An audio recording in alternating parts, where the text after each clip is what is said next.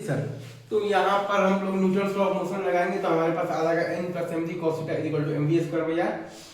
यहाँ पर हम लोग न्यूटन लॉ ऑफ मोशन लगाएंगे तो हमारे पास आ जाएगा n plus m g cos theta बराबर एम वी स्क्वायर भैया। और n बराबर 0 जब करेंगे तो v बराबर आ जाएगा under root of the r g into cos theta. n बराबर 0 जब करेंगे तो v बराबर आ जाएगा under root of the r g into cos theta. सही है। और फिर हम लोग लगा देंगे जब वर्क एनर्जी थ्योरम तो हमारे पास आ जाएगा minus M G R into one plus cos theta बराबर half into M into R G cos theta minus half into M into 3.5 into G R. यहाँ पर हम लोगों ने लगा दिया है जब वर्क एनर्जी थ्योरम तो हमारे पास आ गया है minus M G R into one plus cos theta बराबर half into M into R G cos theta minus half into M into 3.5 G R. Work energy theorem है तो minus M G R into one plus cos theta बराबर half into M into R G cos theta minus half into M into 3.5 into G R. Right सही टू। तो जब इन दोनों को मिलाएंगे तो cos थीटा बराबर हाफ आएगा। इन दोनों को मिलाएंगे तो cos थीटा बराबर हाफ आएगा। मतलब कि थीटा बराबर आएगा आपके पास 60 डिग्री। तो ये वो एंगल है जिस एंगल पर आपके पास रॉड फोर्स का वैल्यू 0 होगा और रॉड फोर्स बेसिकली अपना डायरेक्शन चेंज करेगा।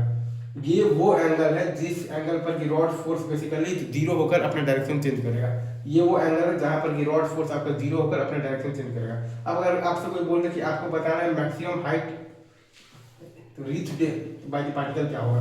अगर आपसे कोई ये बोल दे कि आपको बताना है कि maximum height reached by the particle क्या होगा तो वो केस में आप देखिएगा तो work energy 0 minus M G R into one plus cos theta बराबर minus half into M into 3.5 G R minus M G R into one plus cos theta बराबर minus half into M into 3.5 G are.